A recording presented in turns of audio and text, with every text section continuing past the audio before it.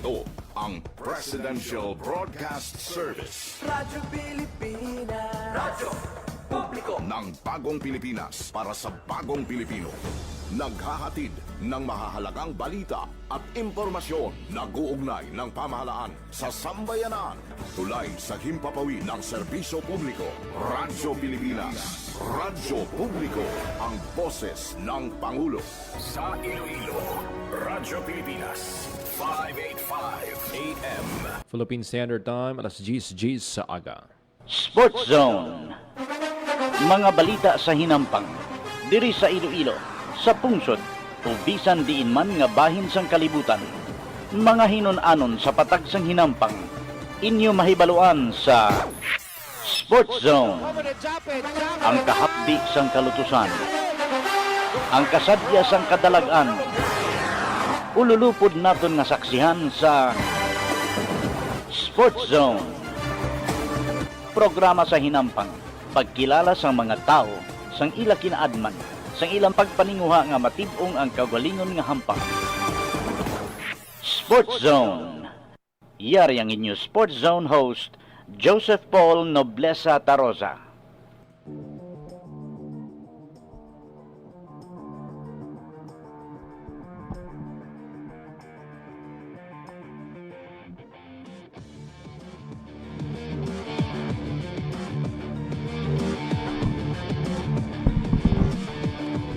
Mayong aga Western Visayas, mayong aga syudad kag probinsya sang Iloilo.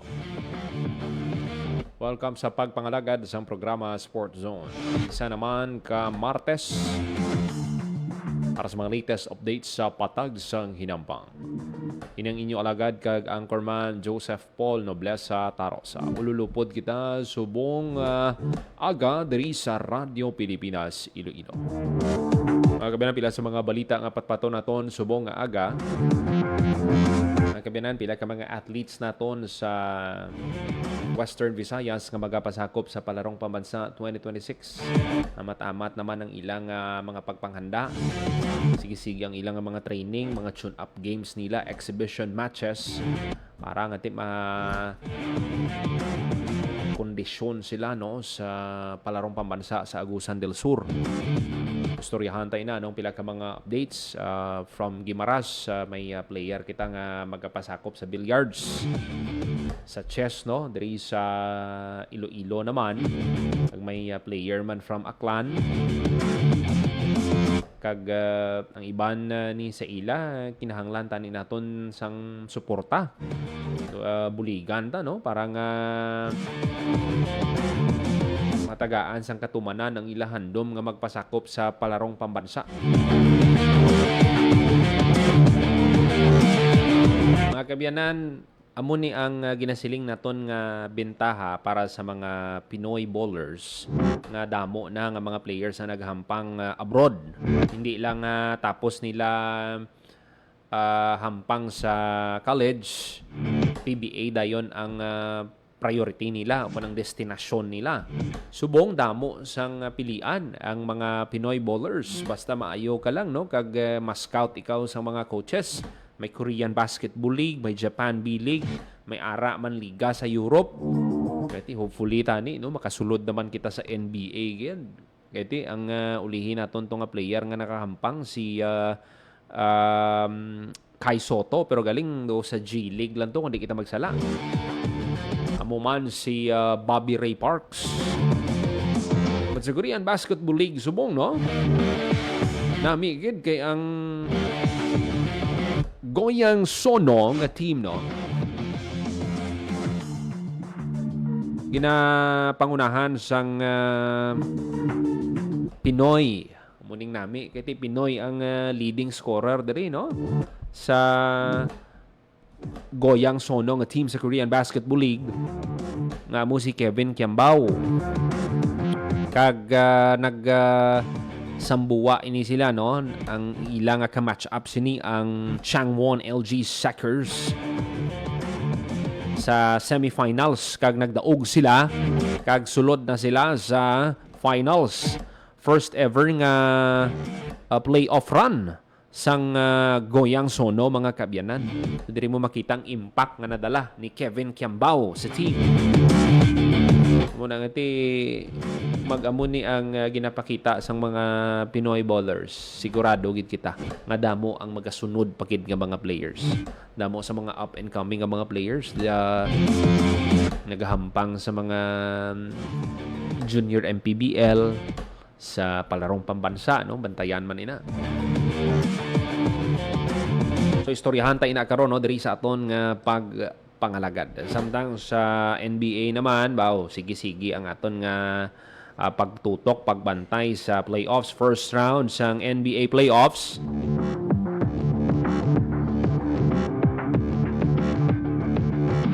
Ang NBA playoffs.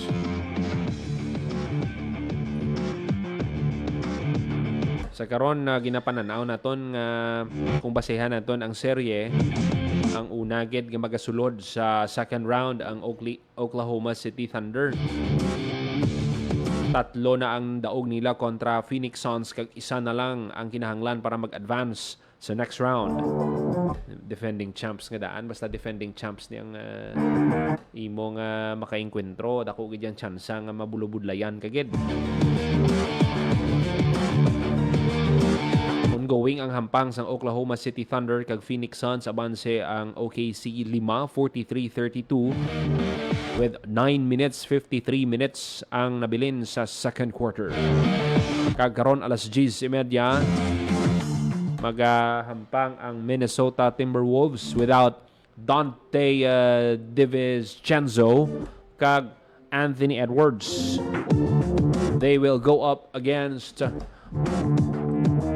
Nikola Jokic and company. Ma-force pabalas ang Nuggets ang serye sa Game 6.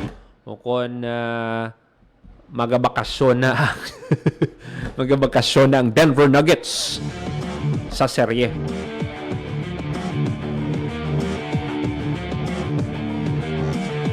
So Minnesota Timberwolves kontra Denver Nuggets alas 10:30. Kag nagahingapos na lang naman niya ang hampang sa Detroit Pistons kontra Orlando Magic. Close man ang hampang nila na 77-74. Abanse ang Orlando Magic with 9 minutes 17 seconds ang nabilin sa last quarter.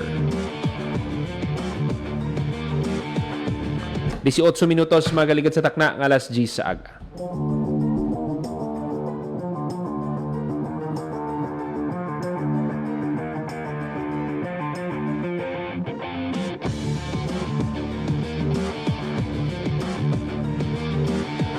Mga kabyanan, nakita na to, no, ang ining post sang isa ka vlogger nga nagapangabay sang bulig, a call from a dreamer alin sa Ilonggo News Live ining post, no, nga ang natagaan naton ini sang oras ini bangod gusto naton buligan ang mga Ilonggo athletes, mga athletes naton diri sa Region 6 nga magapasakop sa palarong pambansa. Ining si Faith Argenal, 14 anyos, isa ka student athlete halin sa Iloilo National High School, incoming grade 9, naga-star sa Zone 3 Barangay Veterans Village, Iloilo City. Siya ang kamanghuran sa 3 ka mag-utod. Ang iya ginikanan nagaobra bilang vendor kag tricycle driver. Kag nagapangabay ini siya sang bulig sa mga may bulawanon dira nga tagipusoon. Mga kabyanan, si Faith isa ka isa ka student athlete. Naka-qualify ini siya bilang tiglawas sang Region 6 sa secondary girls chess team para sa palarong pambansa sa May 24 to 31 sa Agusan del Sur. Si Faith, no, nakakuha sang 3 ka gold, 1 ka silver, kag 2 ka bronze sa regional competition, kag maga-advance ini siya, no, sa palarong pambansa. Pero ang ginakabalag-an niya subong kulang din, no, sa pinansyal. Bilang isa ka minor de edad, kinahanglan niya gid ngati kinahanglan niyang iya nga mga ginikanan kung tani makaupod sa iya sa biyahe kiti minor de edad, 14 years old pa lang ining si Faith.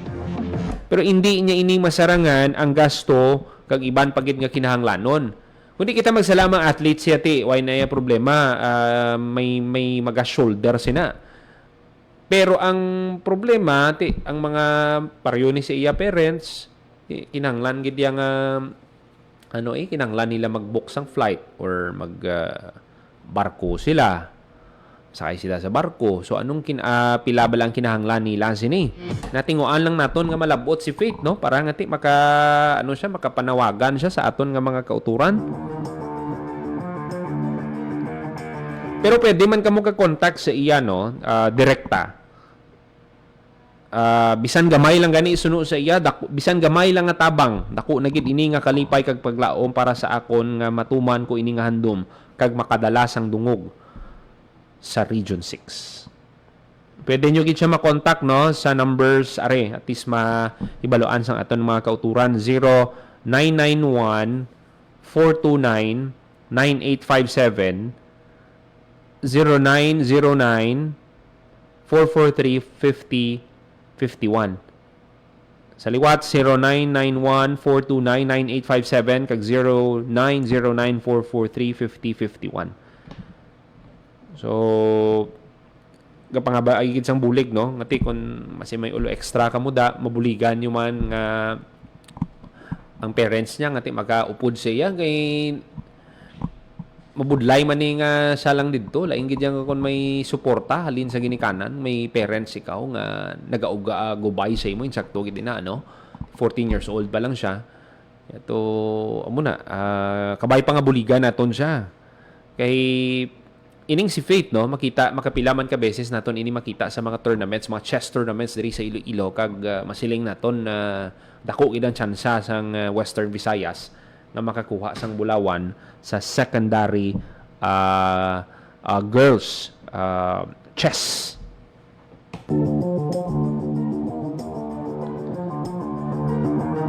Kag aside sina sige-sige man ang hampang nila sini. Kinahanglan niya man mag-train, kinahanglan niya man nga maka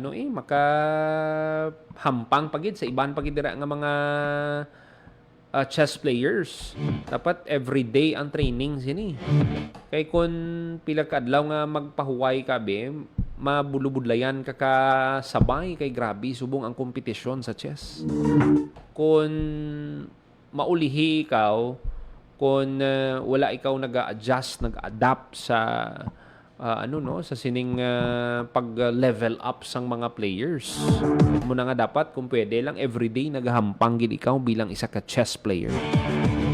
Tagpilay na ka oras dapat nga may maka-enkwentro ikaw, dapat may naga-guide man sa imo. Muna nga kinahanglan gid nga suporta. Suportahan ta, no, ining athlete nga ni na si Faith Argenal, taga veterans ni, taga syudad gid ni mga kabyanan.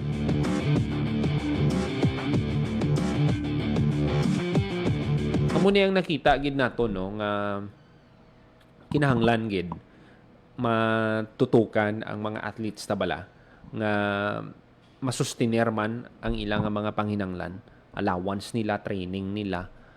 Kay kon kulang man sa resources ang athlete, diri gid dapat magasulod ang suporta sang private kag gobyerno man mismo. Nga hindi lang bala nga kada regional meet ang suporta naton sa ila. Dapat kung pwede long term, pwede bilog nga tuig. Dapat matagaan tagid sila sang igtalupangod. Kay hindi ni basta-basta ang mga ginaintrahan nila. Grabe ang training sini. Grabe ang gina-invest nila nga time para nga maka-learn sa mga bag-o nga skills, magsaka pagid ang level sang panghampang nila.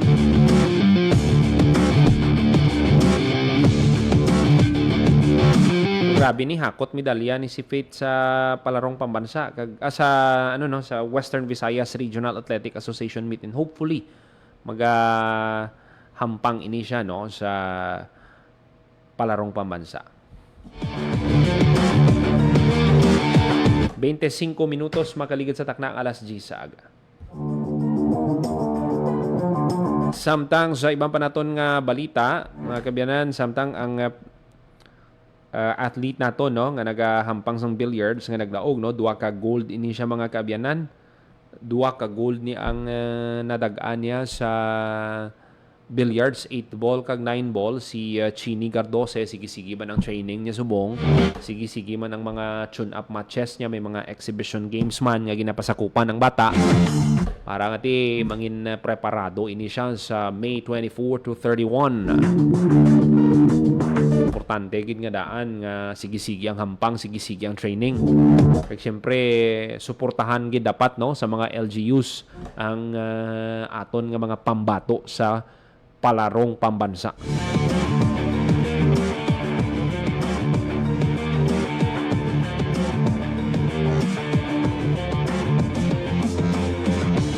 $26 magaligid sa takna ng alas 10 sa aga.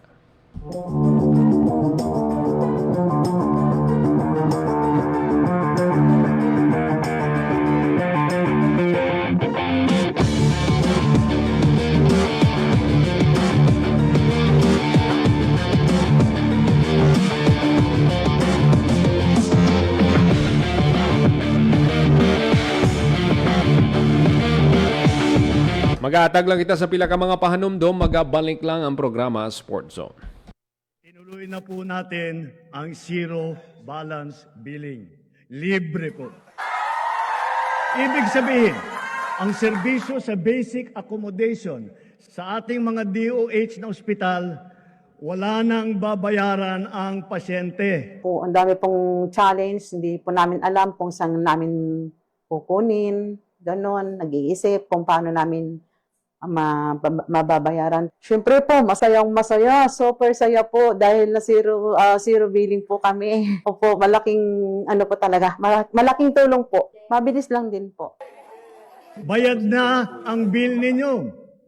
Uulitin ko, wala nang kailangan bayaran ng pasyente basta sa DOH Hospital dahil bayad na po ang bill ninyo. Naiyak ako kasi sobrang saya. Maraming salamat po, Mr. President Bongbong Marcos Jr. Hindi kami nagkamali ng taong ihinalal.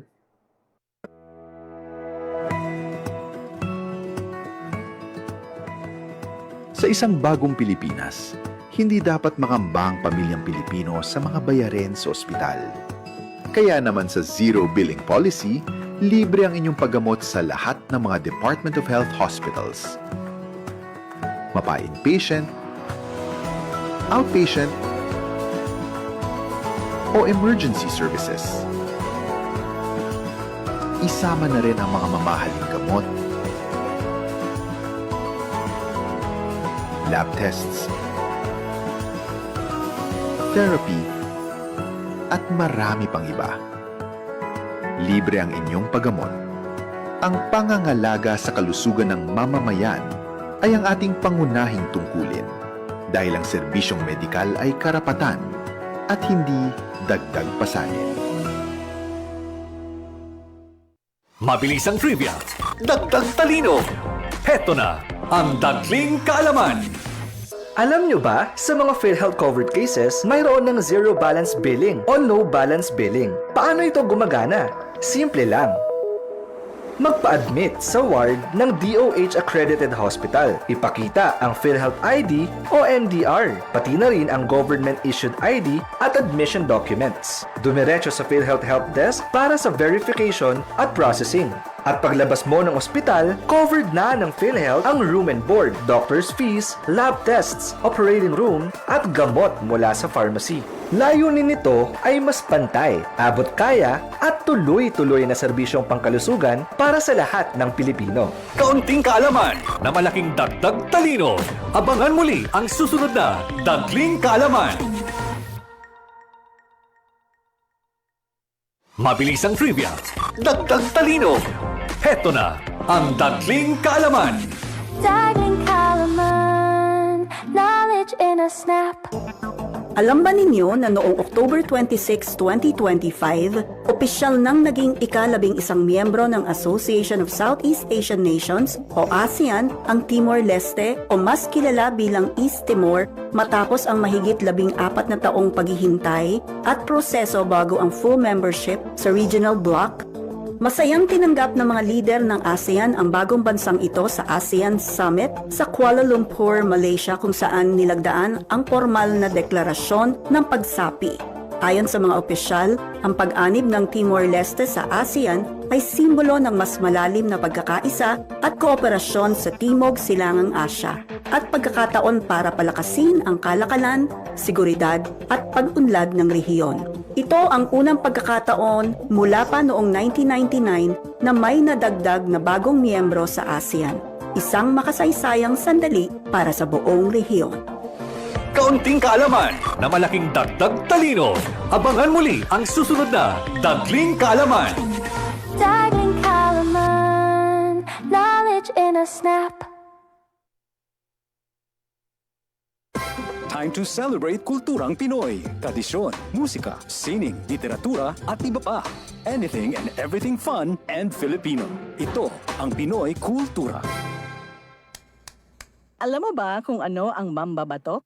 Think about the tap, tap, tap of the bamboo stick on a thorn to draw a symbol on someone's arm. This is the traditional Kalinga art of tattooing, performed and kept alive by traditional tattoo artist Wangod Ogay, also known as Maria Ogay from Buscalan, Tinglayan, Kalinga. Wikipedia says Wangod is the Philippines' oldest mambabatok at 105 years old now. Sarah Barnes honors Wangod in My Modern Metro, telling Wangod's story as an apprentice at 15.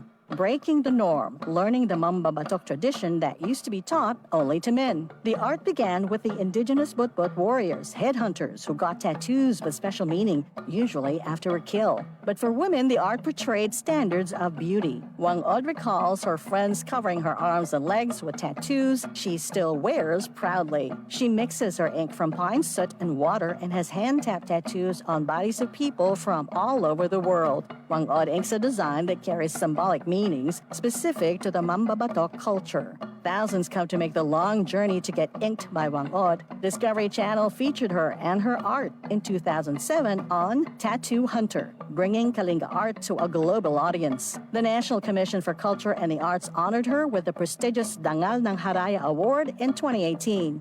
She was also nominated for the National Living Treasures Award.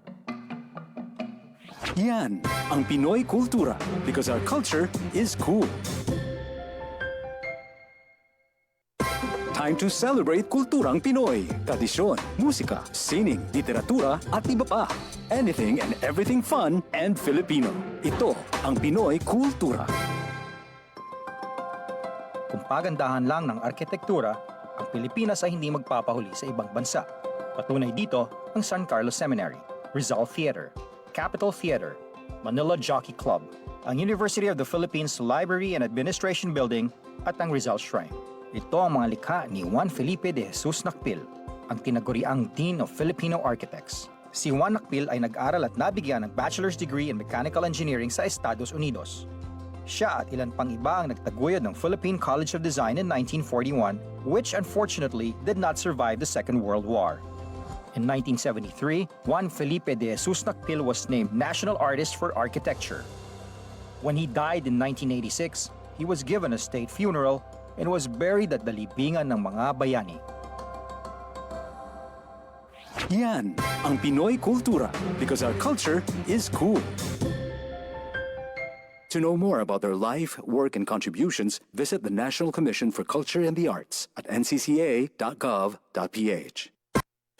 Time to celebrate kulturang Pinoy, tradisyon, musika, sining, literatura at iba pa. Anything and everything fun and Filipino. Time to celebrate kulturang Pinoy, tradisyon, musika, sining, literatura at iba pa. Anything and everything fun and Filipino. Ito ang Pinoy Kultura.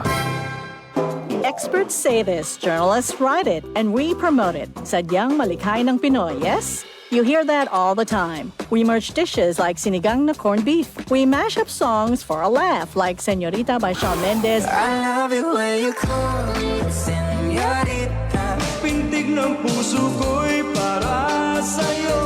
and Lumayo Ka Man Sa Akin by Rodel Naval. And there's the timeless practice of Pinoy parents naming their kids after their meshed names, like Jovelyn or Benjamin. Pero ang isa pang mahilig kutingtingin ng Pinoy ay language. Mga salitang Tagalog na minerge or completely inimbento, pauso. Street words or slang, made-up words or familiar words with made-up meanings only a Filipino would know, like praning, anyari, and some that have even made it to the Oxford English Dictionary, like bongga, defined as flamboyant or excellent. Bahala na, balikbayan, high blood. Yup, they're in the Oxford English Dictionary. Look under Philippine English along with other Filipino coined words. The OED has an entire Philippine English piece on it. The first editions were plant or animal names like abaca and tamarao. Recent editions include kilig, pandesal, and traffic as an adjective, defined as marked by slow movement of vehicles or congested. Filipino lexicographer Danica Salazar says the Philippine-sourced editions legitimize Philippine English as a variety in its own right. The words that got in did so from observed use online in publications and through linguistic studies. It'll be interesting to see what other Filipinized words make it next. What about Keri o Marites? Yan ang Pinoy kultura because our culture is cool. 36 minutos makaligid sa tagnang alas 10 sa aga. Padayon ka mong nagapamati diri sa Gyapon sa programa Sport Zone. Sa aton nga mga balita, mga kabiyanan, si Cooper Flagg sang Dallas Mavericks, kilala bilang 2025-2026 Kia NBA Rookie of the Year.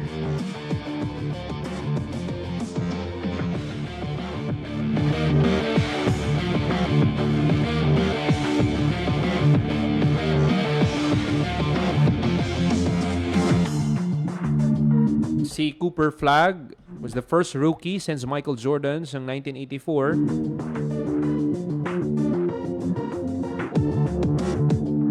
to lead his team in points, rebounds, assists, kag steals.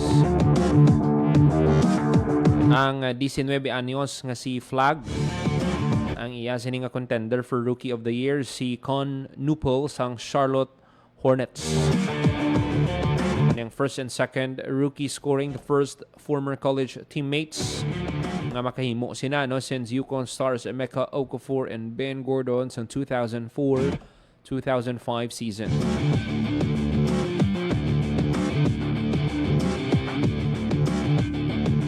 Sa first place votes, si Cooper Flagg ang nakakuha ng 56 points. 44 naman sa second place votes. So ang total points niya sini 412 points tanan. Kay ang first place votes 56 times 5. Ang second place votes 44 votes times 3 points.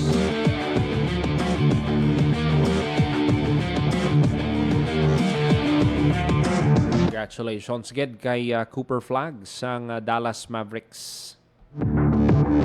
38 minutos magkaligid sa takna ng alas 10 sa aga. Mga kabiyanan, before sang hampang sang Minnesota Timberwolves kag Denver Nuggets, aton istoryahan nati ang apisar nga amunika dominante sang Denver Nuggets pag-abot sa Minnesota Timberwolves na ayaw-ayawan gid sila sa depensa. Kag ang isa gid sa masiling naton factor sa sining abanse sang Minnesota Timberwolves sa Nuggets, ini si Rudy Gobert.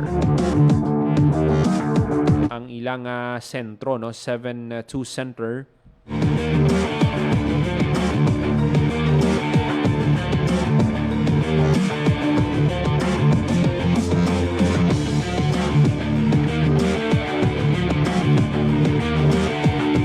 Di man siya scorer si Rudy Gobert averaging 12.5 points kag 7.1 shots per game.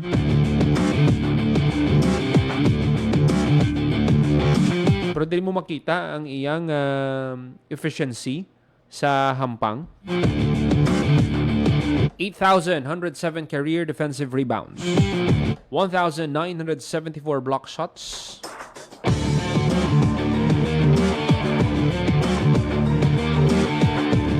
Dapat sini kung gusto nila mag-advance sa next round kinanglan nila nga dag-on ang hampang karon. Kag hindi gid pagtagaan sang tsansa nga maka-comeback ang Denver Nuggets kay ang Denver Nuggets kung madumduman sang aton mga tagpalamati sang NBA bubble, ang NBA bubble natabo sang nag-pandemic bala. Tapos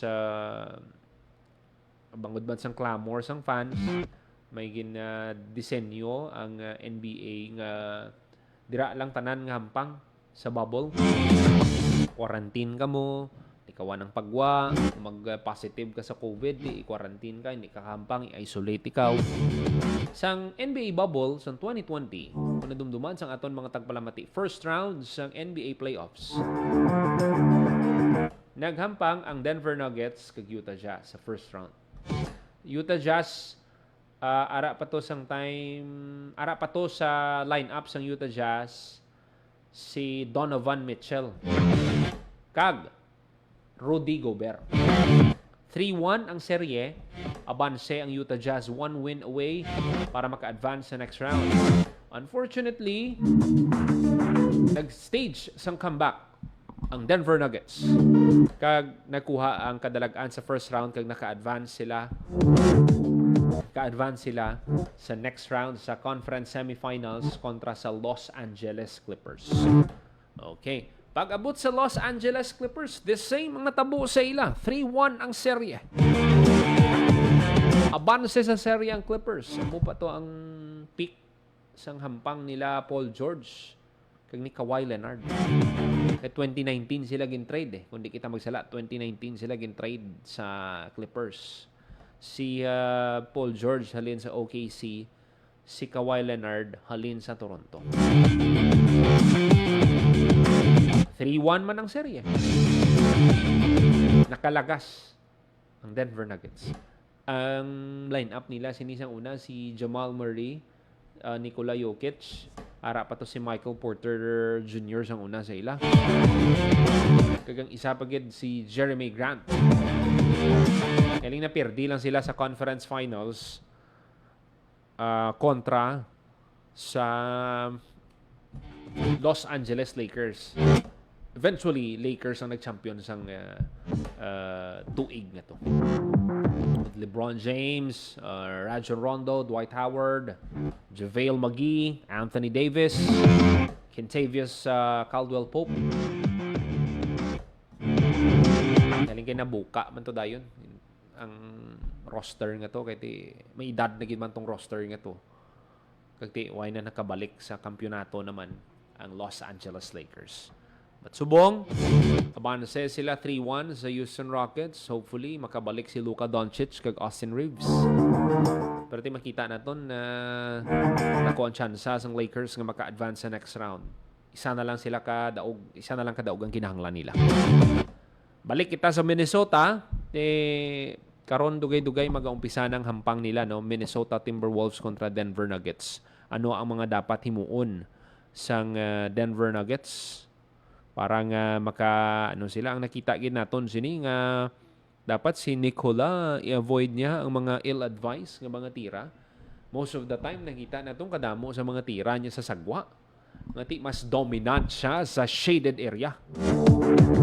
Pagabla kilala si Nikola as mataas ang IQ sa hampang, pero sa nakita naton the past 4 games, most of the time nagatira siya sa sagwa, sa perimeter. Balaan ko may shooting touch man siya sa perimeter, pero dapat paminsaron ni Nikola nga dapat gamiton niya gid ang iya strength na dapat ara gid sa shaded area. Dapat all the time kung pwede lang ang iyang mga tira. Galing kiti terrible man ang depensa sa isang Minnesota Timberwolves Kung nadumduman sang aton mga tagpalamati 2024 nag-engkwentrohan na man ini sila sa conference semifinals. Winner take all man to. Winner take all tong hampang nila hasta game 7. Makalabot pa bala ini hasta game 7. Kung masiling naton nga why na. Ano na niya? Timberwolves na ni. Partida, way pa naghampang si, hindi pa maghampang si Anthony Edwards kag si Dante DiVincenzo. Pero may unsung hero sila dira sa Minnesota. Una dumduman sa aton mga tagpalamati, si Ayo Dosunmu halin sa Chicago Bulls. Grabe, siya gitong naglupok sa hampang nila sang Game 4. Si Ayo Dosunmu. 43 points. 13 for 17 from the field. Grabe, 43 points. Tapos limagin ni ka 5 out of 5 man siya sa 3-point area. So, dira mo makita ang abilidad sa isa ka Ayo Dosunmu.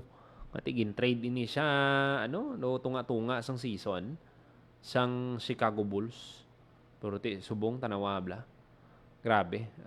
Muna nung ginatawag bala nila nga magic bunot. Nga hindi ka man star player, pero kung tagaan ka sang oras, mag-thrive ikaw. Amo na dapat mag-shine ikaw bilang isa ka player. Kag amo na ang ginpakita ni Ayo Dosunmu. 43 points off the bench. Kag nakuha sa Minnesota ang kadalagan sa Denver 112-96 sa Game 4 nila sa Western Conference Quarterfinals Series. Ang home court karon iya sang Denver depende ni karon sa plastada. Sadya ni ang linantawanay sang hampang subong. Denver Nuggets kontra Minnesota Timberwolves. Kadto kita sa hampang sang Detroit Pistons kag Orlando Magic. Abanse sa serye ang Orlando 2-1 kag pila na lang ni kasigundo sang bilin, 33.9 seconds na lang ang nabilin. Kag abanse ang Orlando Magic sa Pistons 92-86. 33 seconds na lang. Pero damo pa pwede matabo. Sa hampang naman sang OKC, Oklahoma City Thunder kag Phoenix Suns, abanse mga kaabianan ang OKC 75-67. Sure win na ning Thunder kontra Phoenix Suns. Sa buwas naman, ang balantayan ng mga hampang, Game 5, Boston Celtics kontra 76ers. Abanse sa seryang Boston, 3-1. Atlanta Hawks kontra New York Knicks, series tied 2-2. Kag Portland Trail Blazers kontra San Antonio Spurs. 1 game na lang ang kinahanglan sang San Antonio para mag-advance sa second round. Sa Webes naman, bantayan ang hampang sang Toronto Raptors kag Cleveland Cavaliers, Houston Rockets kag Los Angeles Lakers.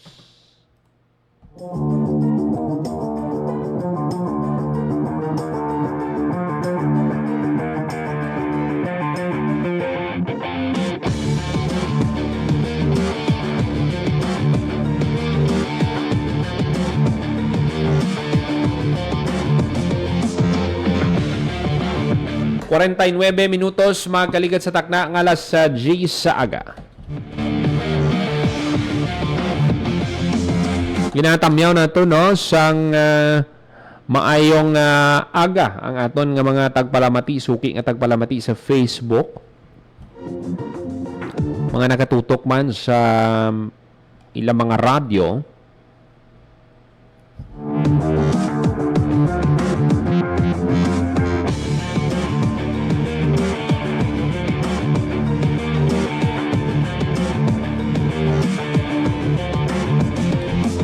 Pasalamat kikita na sa padayon ninyo nga suporta diri sa aton nga pagpangalagad.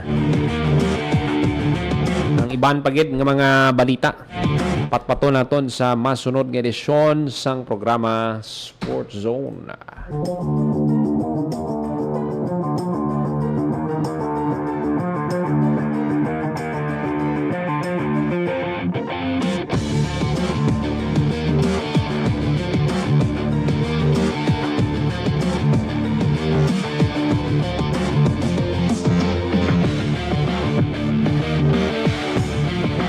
Pinapasalamatan tang aton mga kaupdanan sa technical side sa studio.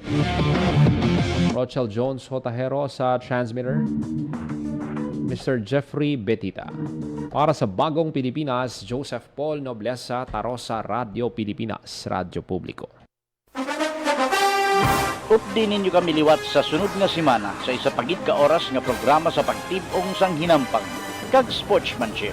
Ini ang Sports Zone. Ang inyong tulay sa himpapawid ng serbisyo publiko. Ang Presidential Broadcast Service, Radyo Pilipinas, Radyo Publiko. Radyo Pilipinas. Radyo Publiko. Kinilala ng pang-international at prestigyosong Asia Pacific Broadcasting Plus Awards 2025 para sa kategorya ng Government Streaming. Ito ay dahil sa epektibo nitong pagsasanib ng mga tradisyonal na media tulad ng telebisyon, radyo at print para masabayan ang mabilis na pag-inog ng mundo ng digital at social media tungo sa mas epektibong paghahatid ng mahahalaga at napapanahong mga impormasyon sa mamamayang Pilipino. Kinilala rin ang Radyo Pilipinas dahil sa patuloy na pag-akyat ng rating. Ngayon ay matatag sa pang-4 na pwesto sa Mega Manila ayon sa pinakahuling Nielsen Radio Audience Measurement Survey. At sa social media, nakamit ang mahigit 2,000% pagtaas ng bilang ng mga sumusubaybay sa Radyo Pilipinas page sa unang bahagi ng 2025. Patunay ito na ang inyong Radyo Pilipinas Radyo Publiko ay tunay na kaagapay ng inyong pamahalaan sa paghahatid ng serbisyo sa mga mamamayang Pilipino. Mula sa aming lahat, sa ngalan ng inyong pamunuan at mga kawani ng Presidential Broadcast Service, kasama ang inyong mga himpilan ng Radyo Pilipinas sa buong kapuluan. Maraming salamat po sa inyong lahat, sa inyong pagtangkilik at pagkilala. Radyo Pilipinas. Radyo Publiko. Maging fuel efficient